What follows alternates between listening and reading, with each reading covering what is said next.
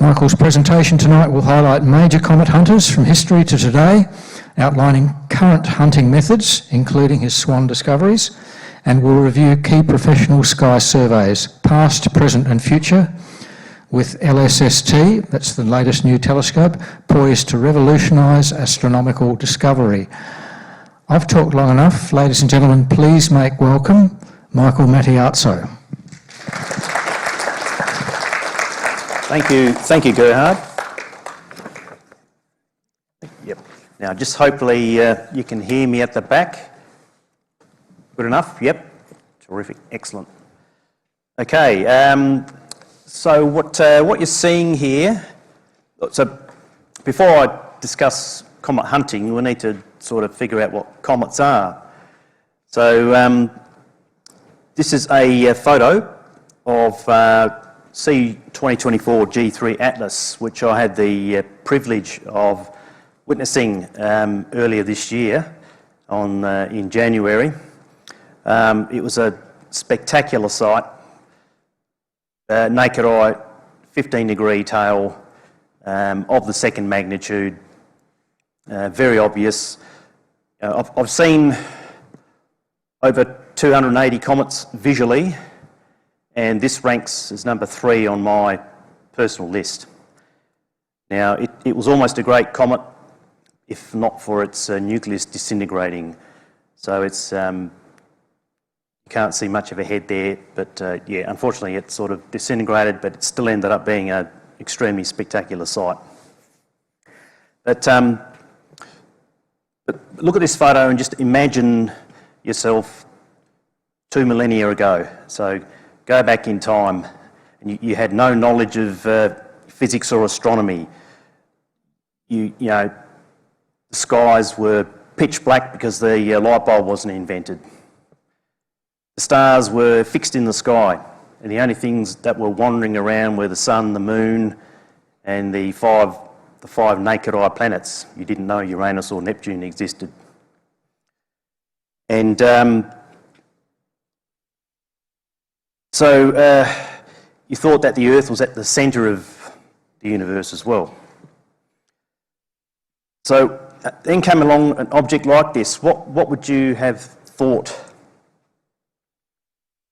So philosophically, the early thinking of what comets were, there was a very famous Greek philosopher, Aristotle. So in 330 BC, he thought that comets were atmospheric phenomena, describing them as dry and warm exhalations in the upper atmosphere. Now, to this day, funny enough, people still think of comets being atmospheric phenomena. Anybody out there that hands up that think that a comet is something that's seen through the atmosphere? No, that's okay. Good on you. No hands up. Oh, geez, the president. Oh my God. So if you do grab someone from the street and say, "What's a comet?" they'll say, "Oh yeah, I saw this comet flying through the sky. Yeah, it was brilliant. Yeah." But if you saw a comet entering the atmosphere, it's going to be the last thing you see. I can guarantee you. Just watch Deep Impact in 1997 with Elijah Wood. Good movie, that. So, and surprisingly, this philosophy remained in popular culture for nearly 2 millennia, until 1577. So, introducing you to Tycho Brahe. He was a Danish astronomer and the last major astronomer before the invention of the telescope. So the telescope was invented in 1608 by Hans Lippershey, not Galileo. And so Tycho was a fantastic astronomer, making meticulous observations of everything that he saw. And in 1577, there was an unbelievably spectacular comet that he took that was visible for several months, and he made meticulous observations of it using parallax. To describe parallax, for example, if you're looking at the moon from a night-to-night basis, you will see the moon move about 12 degrees in the sky each night.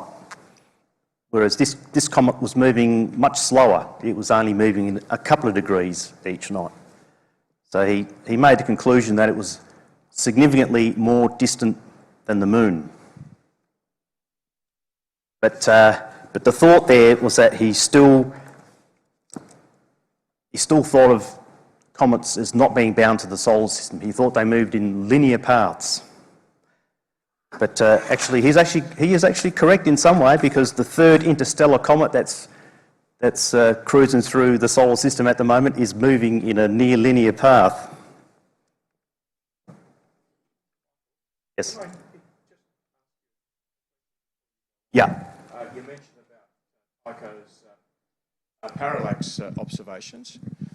He obviously didn't do some of those observations in order to observe the comet at exactly the same time in the sky. So who did them?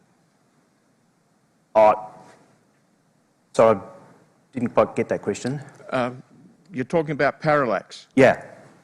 You're watching the comet against the background stars. Yeah. Yeah. The comet is also moving. Yes. So somebody else must have done Oh, yeah, the 100%. other observations 100%. for him Yeah. Yep. at exactly the same time. Yep. Very much. Okay, so moving forward into time. So 100 years later, Isaac Newton observed the great comet of 1680 among many other people. Now, Newton was an English mathematician and astronomer. He used Johann Kepler's recently developed laws of planetary motion.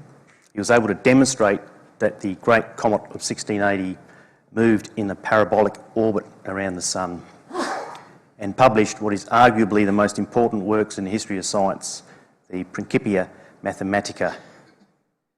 So comets were now bona fide members of the solar system. Now, there's an excellent article in the September 2025 issue of Sky and Telescope that I highly recommend you have a read. So basically, there was basically a Comet 1 that was observed in November of 1680.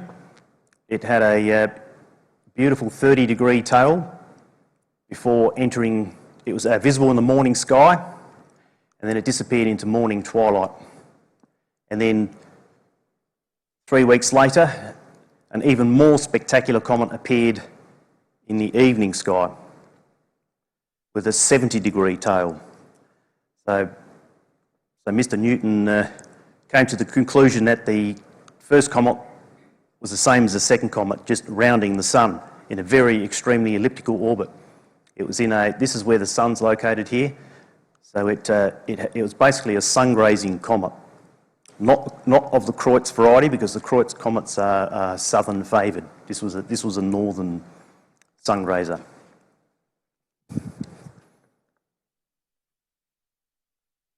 So Edmund Halley, he was a good buddy of Newton's, and he was actually very instrumental in getting Isaac to publish that Principia. So it was basically 2 years later he observed a bright comet in 1682, and he calculated its orbit using the new laws of planetary motion and identified it as being a periodic. He also found similarities in the orbits of other bright comets seen in 1531 and 1607.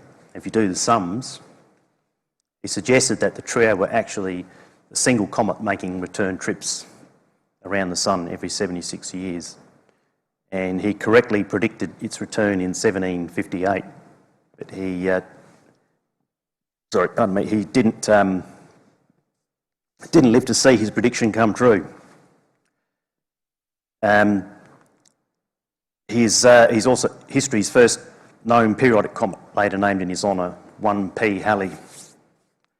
Now, back in those days, they didn't have computers. It would have taken Edmund several months to calculate orbits.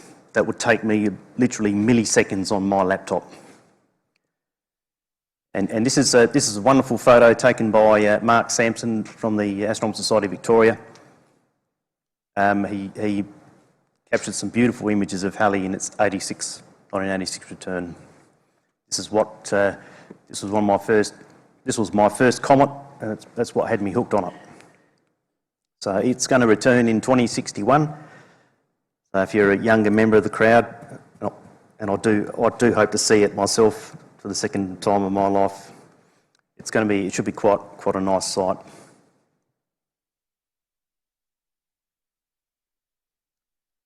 So moving forward again, another 80 years to Mr. Charles Messier, who was born in 1730 to 1816. He was a French astronomer, one of the most successful comet hunters of all time. And this is when the art of comet hunting actually took off. So he earned the nickname of Comet Ferret, discovering a total of 13 between 1759 and 1798, and created the now famous Messier catalogue. There's 110 objects in that list, and this is a photo I took of Messier 1, the Crab Nebula in Taurus. However, Charles was not a deep sky enthusiast. He was a comet hunter, and these were nuisance objects, so they're very easily mistaken for comets. So he decided to create a catalogue.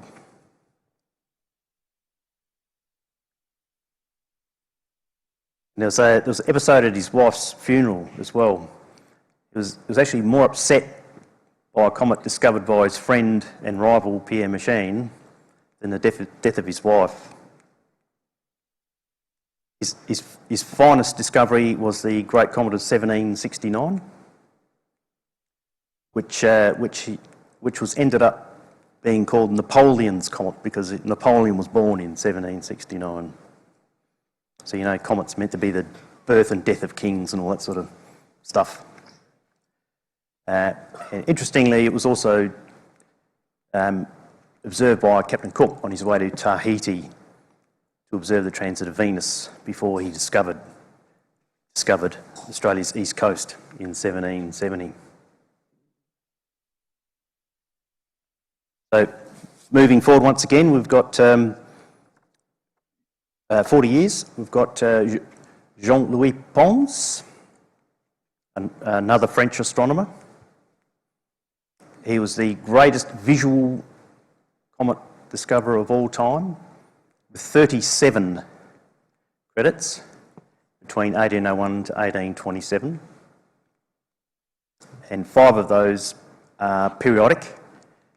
3 of them bear his name. So I've had the fortune to observe most of those. So 7P, Pons-Swinicky has a 6-year orbit, 12P, which we saw last year, was a 71-year orbit, and 273P, which I was lucky to see, had a 160-year orbit. That came around in 2012. And 2P, the second periodic, is called Encke, which has a shortest orbital period for any comet, 3.3 years. Was actually discovered by him in 1818, but named after Encke, who calculated the orbit. And it was also, he also co-discovered this comet formerly known as Pons-Codger-Winnicke-Forbes, better known today as 27P Cromlin, who calculated its orbit. Now, it's a bit tricky when you go, oh, look at that comet, Pons-Codger-Winnicke-Forbes. Bit of a mouthful. Sorry? Can't hear that. Sorry, you can't hear me speak? Okay. All right. Fortunately, we can't actually turn them up. Yeah. What about the main speaker? Would that be better? Hopefully this will be better. Yeah, okay. Okay, thanks for pointing that out.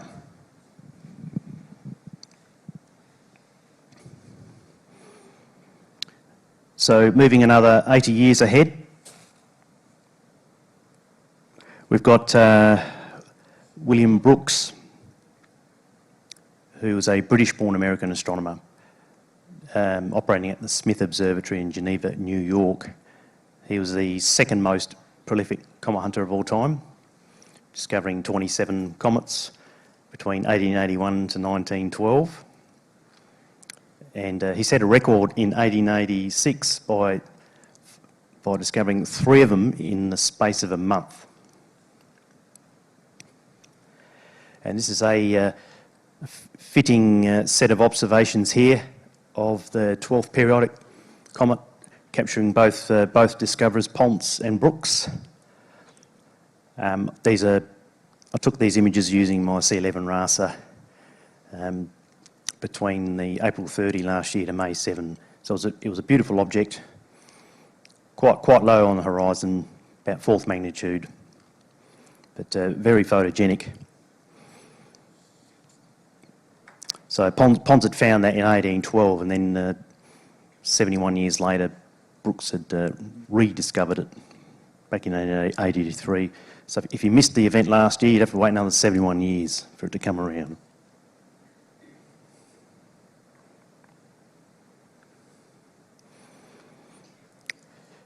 Now, Mr.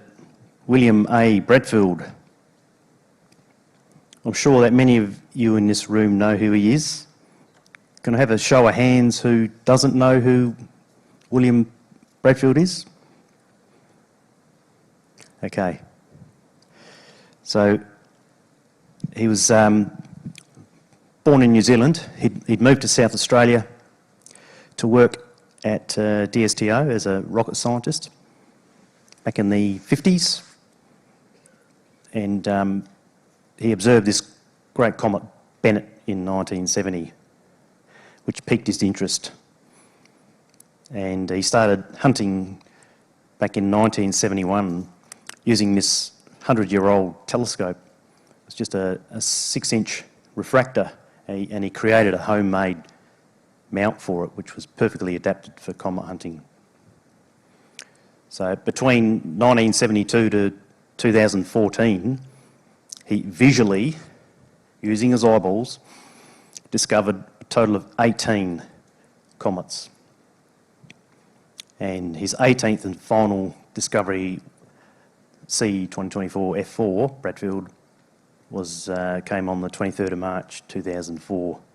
Now, all of his discoveries bear his name alone. And he was also obviously an ASSA member. He served as the president from 1977 to 1979. Now, I had the privilege to know Bill. He was my mentor, and he gave me a lot of support and encouragement. If you're ever down the Yankalilla Museum, his telescope's housed there with a very, very nice display.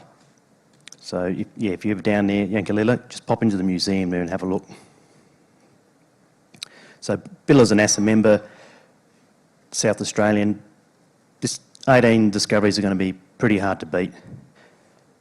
Now, as far as other ASSA members, we have had 2 other South Australians discover comets in the past. So Justin Tilbrook is a chap living in Clare, South Australia. He discovered 2 comets in the late 1990s using an 8-inch comet seeker. And then in 1932, any guesses as to who that third person is? There you go, good on you, Dodwell. Okay. So if Bill did give a talk to ASSA back in 2004. I think it was the May meeting, and part of that's actually on YouTube, so you can just do a search on Bill Bradfield, and you'll be able to see him have a chat. He's since deceased, but he's definitely a legend. Okay, moving on to Robert H. McNaught. So Robert was born in Scotland. He was an Australian professional astronomer conducting the Sighting Spring Survey between 2004 to 2013 under the Catalina South survey, and it was absolutely prolific discoverer of comets and asteroids. He's got a total of 82 comets that bear his name, and one of the highlights was 2006 P1 McNaught, which was turned into the great comet of 2007. This view, I'm sure my sister's in the audience, she might recognise this, the photo. Got my sister and my nieces and nephew standing there on Henny Beach gazing at this magnificent object. This was basically a 1 in a 100-year event, because it was absolutely, the tail was pretty much a 30-degree rooster tail, just shooting over the horizon and out and across. So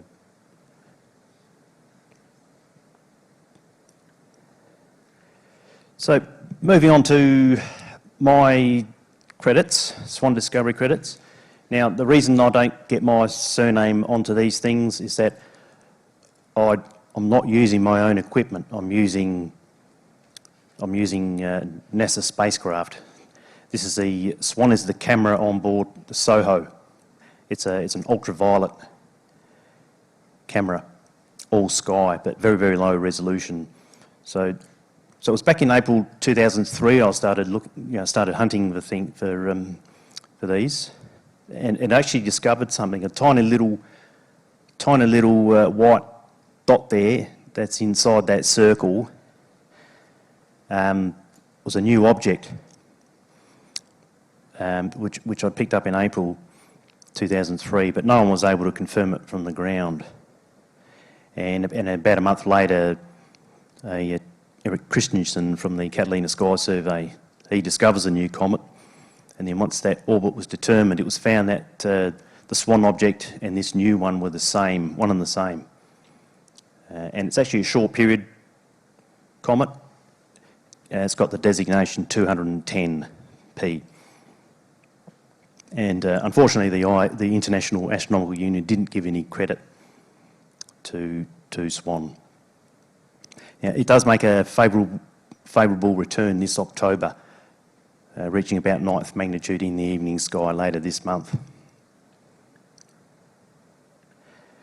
So my first success came in May 2004 with the detection of 2004 H6 SWAN.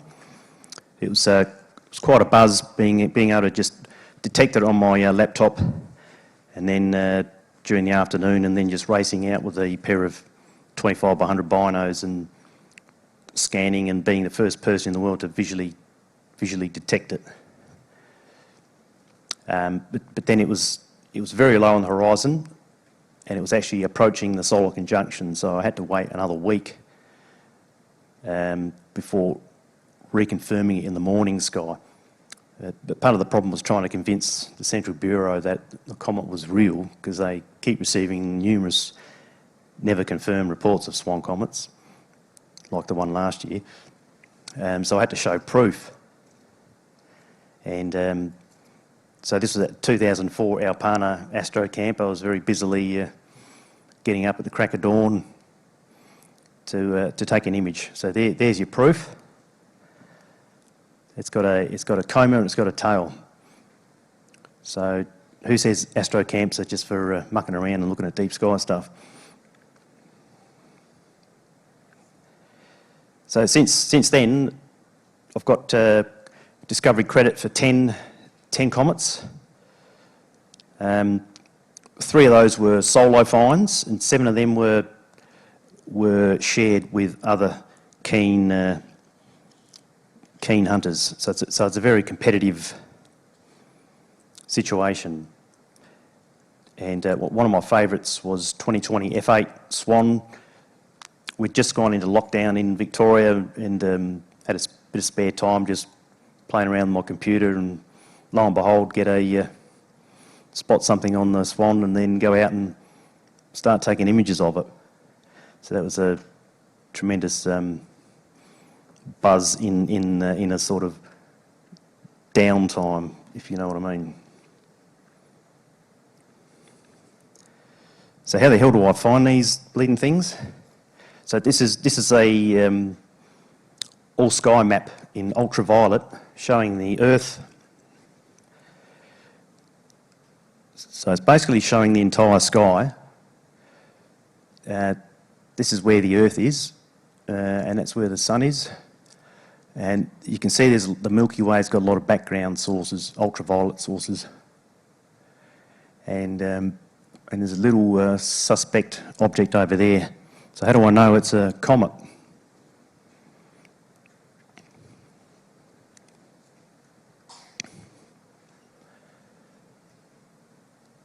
Well, comets move in the sky. So you should be able to, oops, that's where to go. So that little fuzzy thing there moving in a linear direction. This is the Sun moving that way to the left. So it's in a position where it's acting like it's a comet. But then how do you convert that to the sky? What do you need? I use Guide version 9, and I've got it to depict the scene of the UV chart, and so it's basically in that spot there, and you can see that there, that is the head of Pegasus, and it's moving that way. So it's basically on the border of the square of Pegasus. So it's but unfortunately Pegasus, it's a northern hemisphere at the time. So you got to use remote telescopes to sort of help you out trying to find it. But it was actually picked up by northerners before I was able to get to it. So it's very competitive. Once we know it's there, who's going to be the first one to get a photo of it? So there's a picture of 2025 F2 SWAN on the April the 6th. It actually had an outburst, but then went on to disintegrate. So it's a bit of a fizzer, but that's what comets do sometimes. Quite a lot of times they fizzle. But wait, there's more.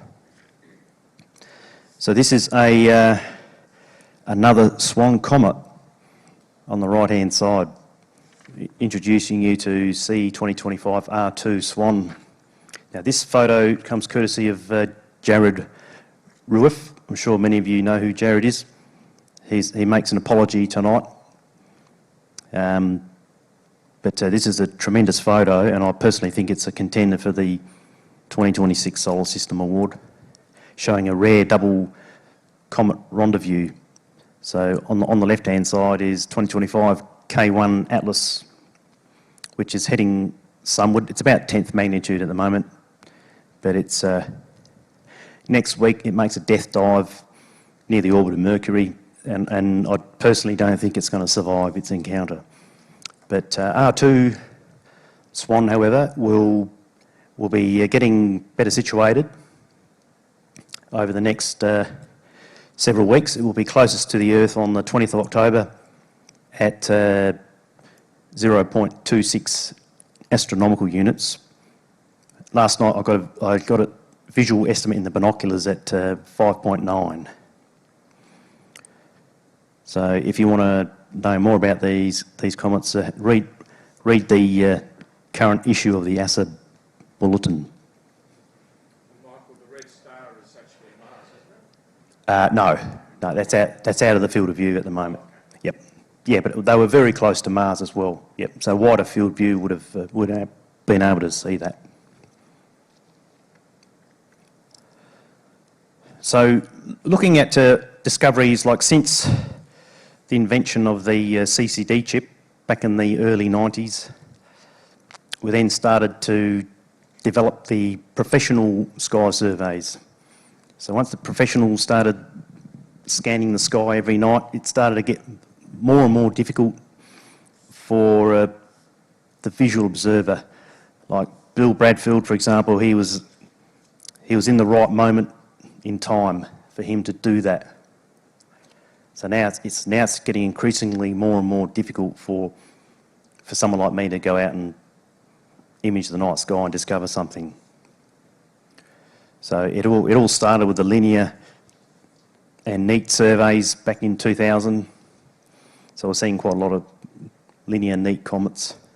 And then around the 2005 mark, the Catalina sky surveys came on board, the northern and southern. So Rob McNaught was doing the southern survey. And that was, the Catalina was actually located on Mount Lemmon in Tucson, Arizona. Now, just to mention about Lemmon, it's discovered quite a lot of Lemmon comets, and they haven't been lemons either. They've been pretty good. At the moment, there's a C2025 A6 Lemon, which is generating a lot of interest for northern hemisphere people at the moment, because it's going to be naked eye visible in the next few weeks. We will get to see it very briefly at the start of November for a couple of weeks, but it's going to be quite difficult because it will be rather low on the horizon. But yeah, so if you do see a lot of social media stuff on, oh, look at this spectacular comet, it's only visible in the north at the moment. But read next month's bulletin if you want some more information. And so the pinky one there is Pan-STARRS. So they started to come online about 2015. There's two scopes, Pan-STARRS 1 and 2, and they're both located in Maui and on Haleakala, Hawaii.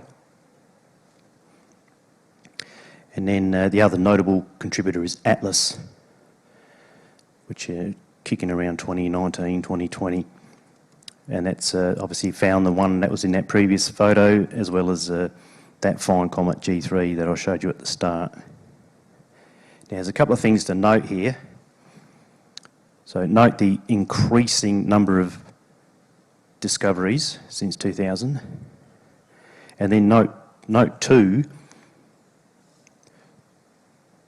the total of, it's sort of petering out at the 3,000 per year mark.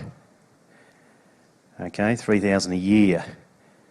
So now introducing you to the Rubin Observatory.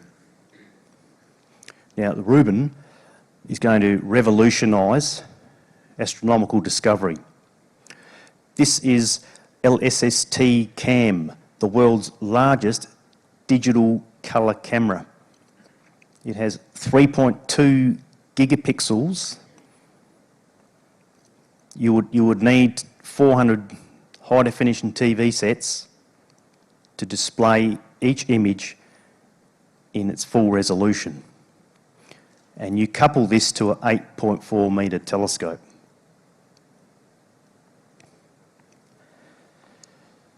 So, commencing late October, if everything goes well, they are going to start the Legacy Survey of Space and Time, or LSST for short.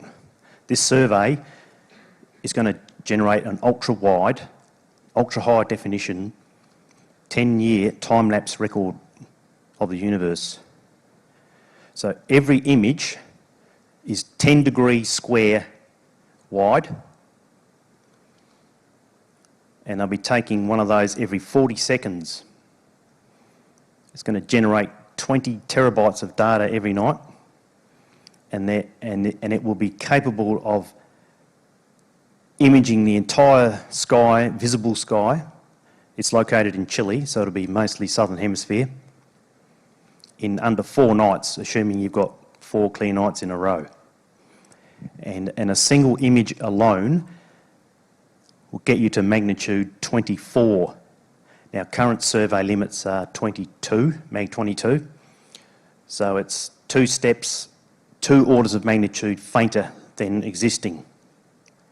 And now, because they're revisiting that same field time and time again, they can stack these images, and they could theoretically get down to magnitude 27. So we're talking images that are like Hubble Space Telescope deep, but the Hubble Space Telescope has a very tiny field of view. This is going to see the entire sky. So you can look at their first look data release that came out in June 2025. You can even use your phone to look at this under just search skyviewer.app/explorer. So its first look data discovered 2,104 new asteroids. So, and if you thought there were 3,000 discovered the entire year last year, they're anticipating to discover 5 million new asteroids and 10,000 comets, which will be called LSST, Comet LSST, within the first couple of years of the survey. Now you can imagine the challenges that the Minor Planet Centre are going to have with their data. The IT guys are going to be pulling their hair out. But surprisingly, with the 2,000 new asteroid discoveries, they actually did manage to get through their data release. Because the Minor Planet Centre have nothing to do with Rubin. The Minor Planet Centre is responsible for reporting and making orbits for all the solar system objects. So just have a look at the image at right here. So this is a 1/200th of a field of view of the Rubin first release data, showing just some obscure little galaxy, but it ends up being something really spectacular. And the fact that it's a colour camera, it uses red, green and blue filters. So anything that's moving in the field of view is easily detectable. So these are all asteroids moving in the field of view, red, green, blue. So they'll be able to find out which direction they're going for a start, which is very handy. But you can see how extremely faint it's getting. Like these are galaxies that have never been seen before. You know, 26th, 27th, and note how they're all red as well because they're so far away, they're redshifted. So not only will this telescope revolutionise solar system astronomy, it's going to revolutionise cosmology and everything else that goes with it. Every new variable star, every supernova. So at the moment, since their June release, they've been conducting the Science Validation Survey, SV survey for short. So it's been running for the past 3 months. They're basically imaging a third of the ecliptic to plus or minus 10 degrees. Now, I did look at their progress today and they haven't quite gotten to what they wanted to initially. So I think it's been reduced a fair bit, but when that data becomes available, there's going to be hundreds of thousands of new asteroids in that data alone, because they're concentrating on the ecliptic. So pretty much as soon as they cover the entire ecliptic, which might take a couple of years, surely there'll be a planet 9, planet 10, planet 11, and everything else. So it's a very, very exciting time in astronomy. If you want some more information, just do some YouTubing on it at Rubin Observatory. There's a lovely little animation also showing those asteroids, 2,100 asteroids, and it just honed in on a very, very tiny, small field of view just to find those 2,000. So it's going to be unbelievably exciting. And there's also a new citizen science project using the Rubin data called Comet Catchers. So if you want to play around with that, it just shows you an animation of these objects, and you just need to figure out, does it have a coma, does it have a tail, yay, nay. But it's in its preliminary stage at the moment. Because the legacy survey hasn't commenced yet, but I'm just, obviously you do have to be a bit cautious that there might be a lot of technical issues trying to get it right. Like I know that they had, when they did report those asteroid data, there was some systematic issues with their timing. So they were trying to figure that one out, why they're not 100. They want to be absolutely perfect to the millisecond or to the milli whatever. So there we are. That's the excitement ahead. Any questions?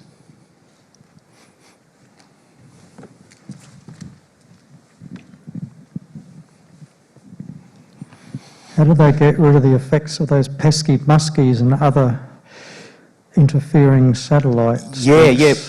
Well, that's the amazing thing. They, if you do that Sky app, you can actually remove the asteroids. You just hit a button and the asteroids disappear. So actually, just delete it. It knows that they're there, and it just removes them from the data. It's quite amazing. Yeah. I know that's one of the challenges, obviously, with Mr. Musk and his satellites. You know, so that everything gets bombarded by a million satellites running through your photos. So yeah.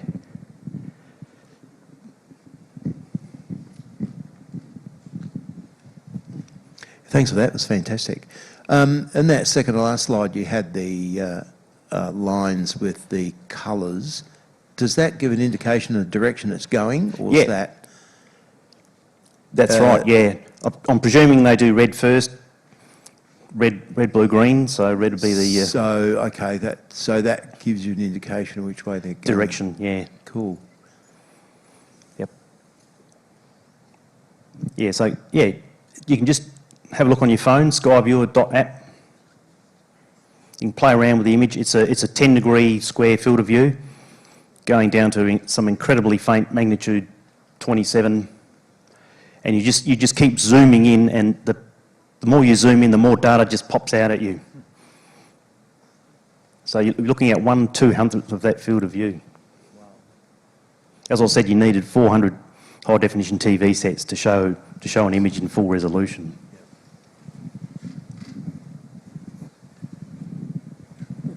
Howdy. So I'm just wondering, the camera is a one-shot colour camera, but how come? Oh yeah, no, it's not one shot. They'll have filters. Oh, okay, right. Yep, but yep. Where are the filters? So I call it a colour camera, but Yeah. they obviously throw filters in front of it to get the different. They've got 6 different filters, I believe. And where do the filters sit then? Because I mean that's a massive sensor. So Yeah, I'm not 100% sure. Yeah. Okay. You'll have to go onto their high specs. But it's like it's a mono. I call it a colour camera, but it'd be a mono with filters flicking across it. Yeah, no, fair enough. Any further questions? One up the very back, thank you. I need my exercise. Come down again, come down.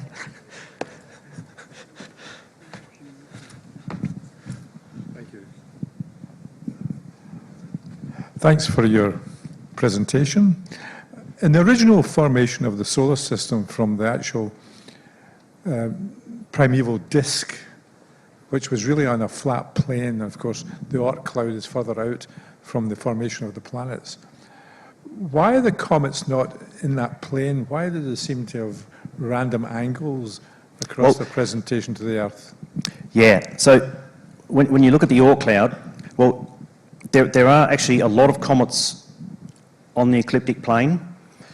Once you go beyond Pluto, or at Pluto and beyond, you've got the Kuiper belt, which is predominantly laying along the ecliptic plane. But you've then got to go another 2,000 astronomical units away before you get to your Oort cloud.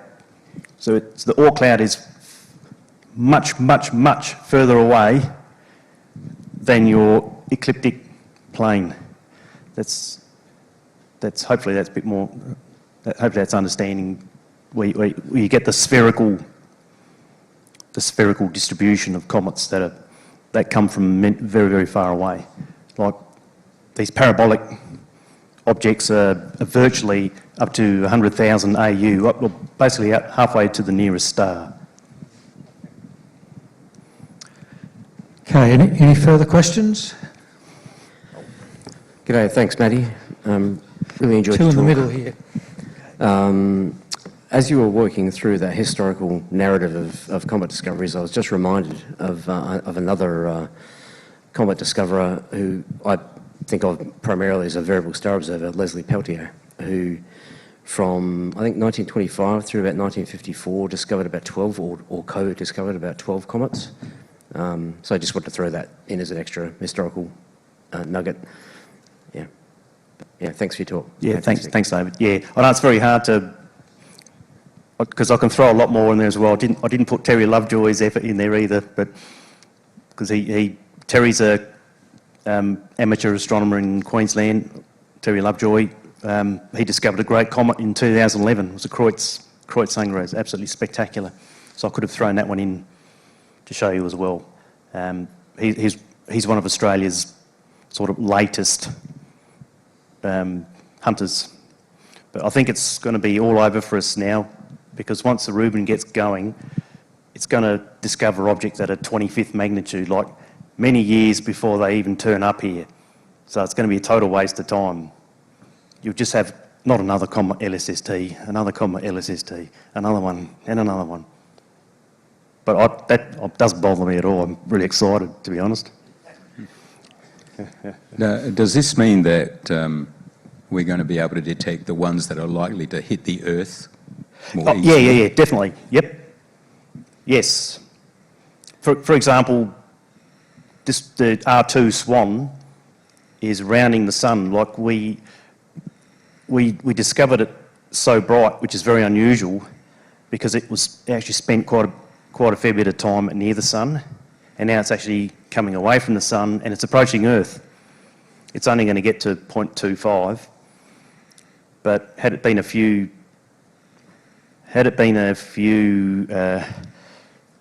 probably about 2 weeks earlier, it would have come a lot closer to the Earth, 0.05 astronomical units to the Earth.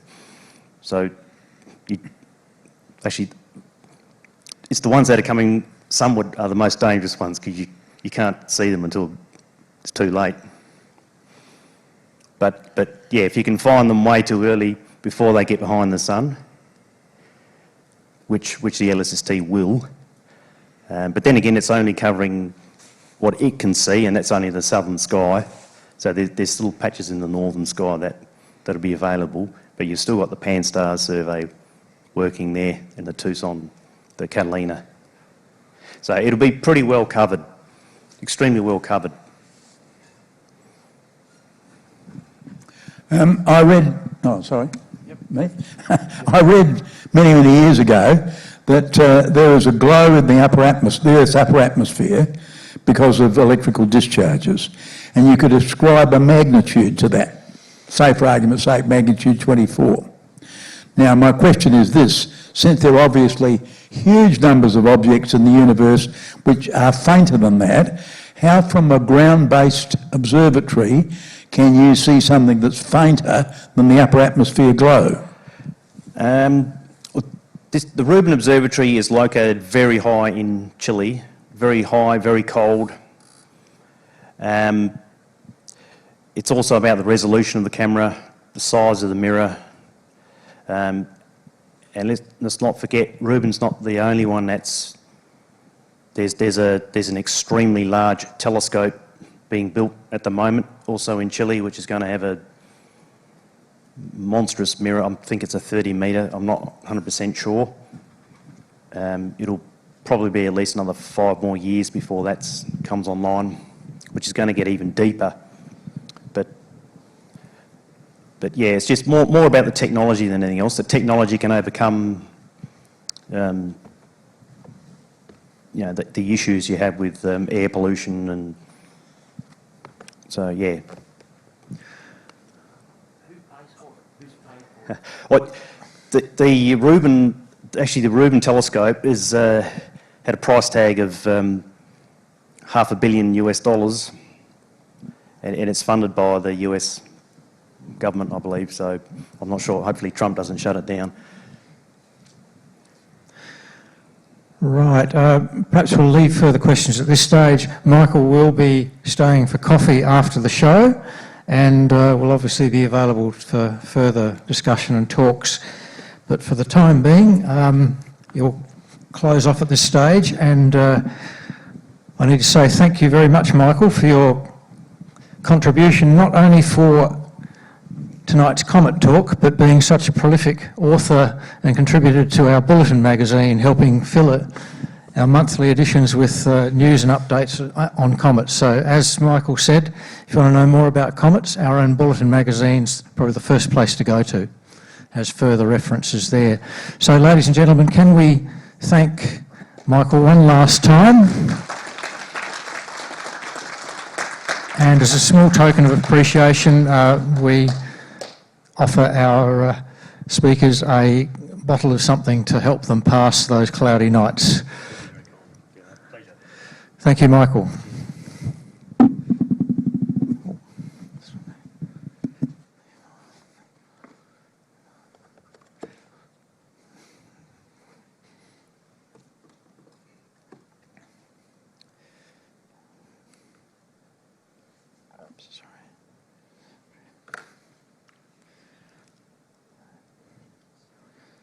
Yes, been through questions. Now, ASSA has a YouTube channel, and hopefully in the next couple of weeks you may be able to review tonight's talk, because it's being recorded along with the last few months of recordings. We hope to make them available on our YouTube channel. I've had a preview of some of those recordings. They're pretty good quality. And need very little editing, so it shouldn't be long now before the last few months of meetings become available for members to review via our YouTube channel, youtube.com/astronomy.sa. Well worth a visit for our previous speakers. Prominent on that YouTube channel is The Sky This Month by our own Paul Martinitis, who does a bi-monthly review of what's going on in the sky. I believe his September edition is probably still the latest version there, but just whatever times he gives, take off 2 hours and you're back to pretty reasonable predictions of what to see and when. He does a great job in his YouTube channel, show on our ASSA channel. Some updates. A very recent breaking one is the David Mallon Astrophotography Awards, where a number of our members received honourable mentions and highly commended citations. Ian Inverarity, Jared Coe, Paul Montague and Jared Rueff. I've got a few sample images that they took and were awarded for. I'll just run through them briefly. Ian Inverarity for Blue Horse Head to Dark Horse, a wide field view near Antares. In Inverarity again for Angel in the Dust. I'm not quite sure where that is, but he's gone very deep to capture so much dust, which is a feature of winning photographs these days, going deep and capturing the unseen in glory that has been hitherto unseen, yes. Paul Montague, one of our Galaxy photographic experts, fairly whimsical titles he has. Who let the steam out of this one? And Paul Montague going deep again in a complex area of reflection nebulae and dark dust lanes, NGC 6729 in Corona Australis. And Jared Rueff, who featured in Michael's talk with the double-headed comet. Well, he's also active in Aurora photography, and he took a highly awarded one there as well. And those authors of our of the astrophotography you've just seen. We're also featured highly in our annual awards night, which was in early September. And at the conclusion of tonight's show, I'll be putting up a video of all of our entries for you to take in there. It's quite a bit of eye candy there, well worth watching, well put together by Marie Wills, one of our members. So stick around for that at the very end. Some other business, ASSA Council nominations and elections are around that time of the year that we're in, and the one position that has been determined for the year ahead is President, and I've been endorsed by Council to be President again next year.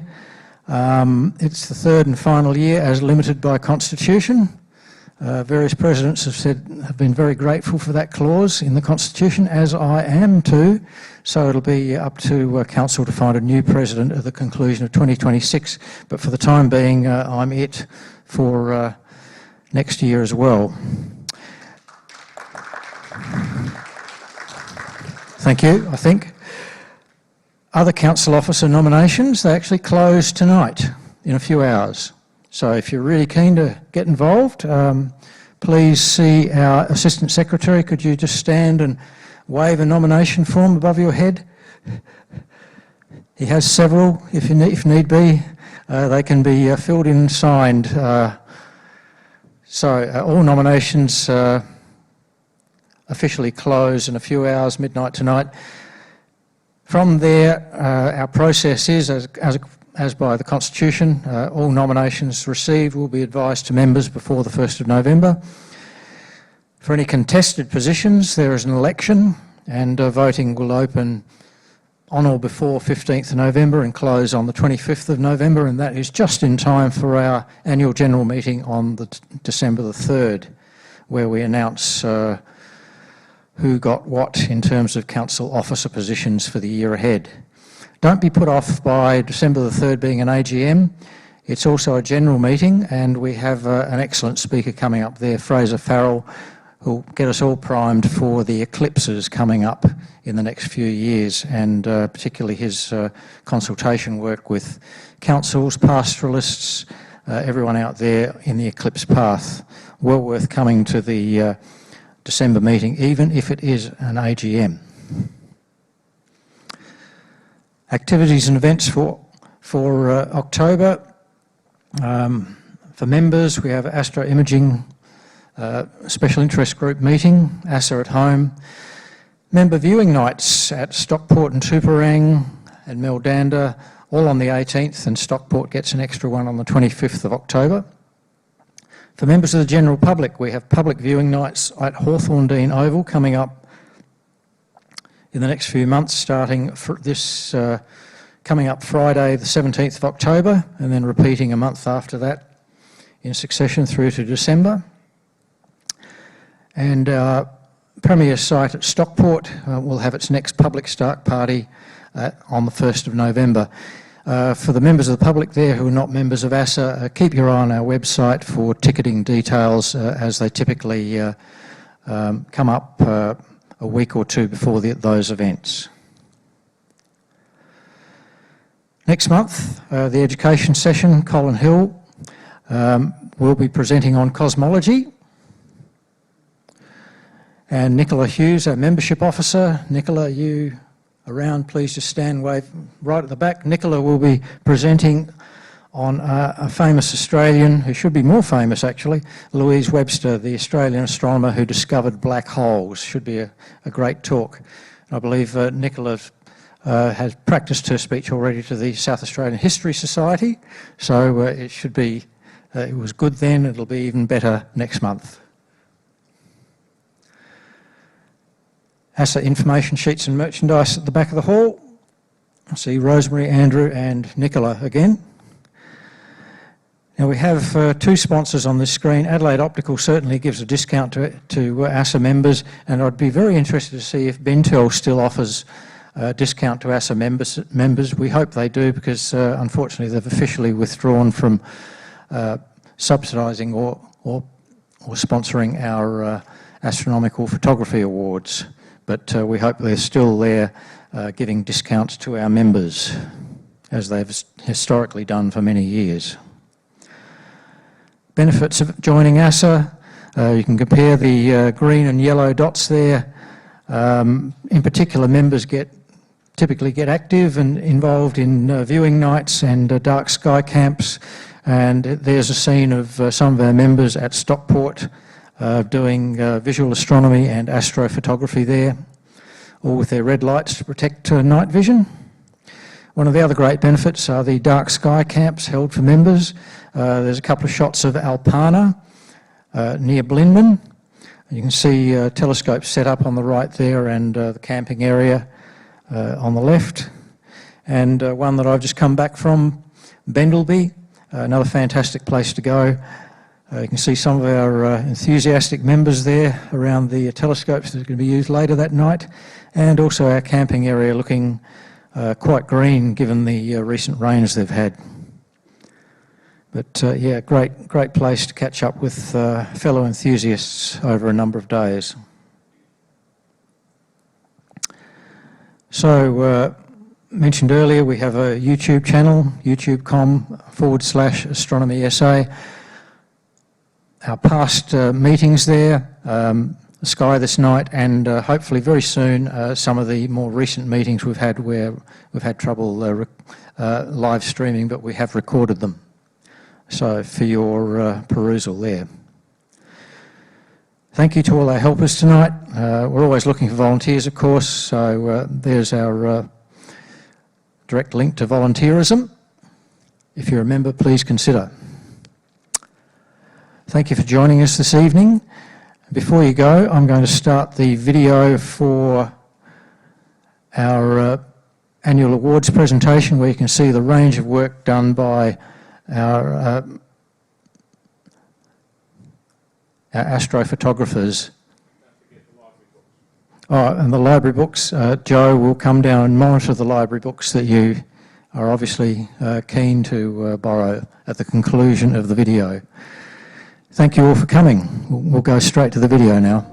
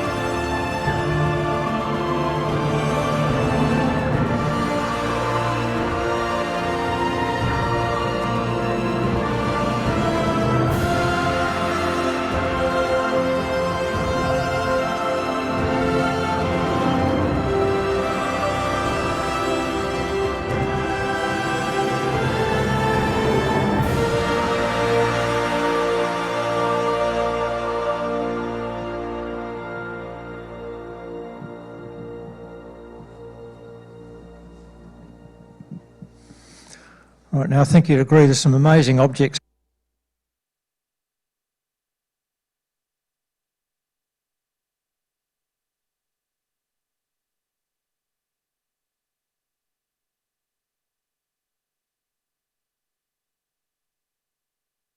Our astrophotography workers, and we have a calendar for sale as well, which will be on display at the merchandise desk, featuring a number of those images. So thank you all again for joining us.